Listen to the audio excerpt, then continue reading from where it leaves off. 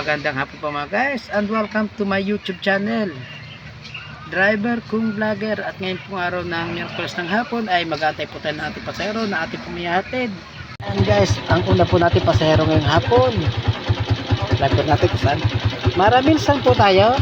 Diyan lang muna sa may Santo Niño, doon sa surplus. Okay. May titingnan lang ako. Ayan po, nandito na po tayo sa taas ng Santo Niño at nagpapantay po ating pasahero. Ayan guys, andito na po ang ating pasahero. Saan na ho tayo, Maramil?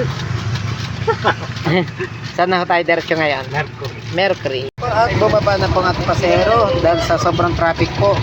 Yan, sa sobrang traffic po dito po sa ay lalakarin na rin lang daw po niya hanggang Mercury. Okay, balik na po tayo sa ating pinahan. Guys, nag-aantay na tayo ulit ng panibagong pasahero dito sa Montserrat. At pumapangalawa po ako ngayon. Meron na tayo. Sa area po, sa may iglesia. Po guys, nakababa na po ating pasahero dito po sa may iglesia.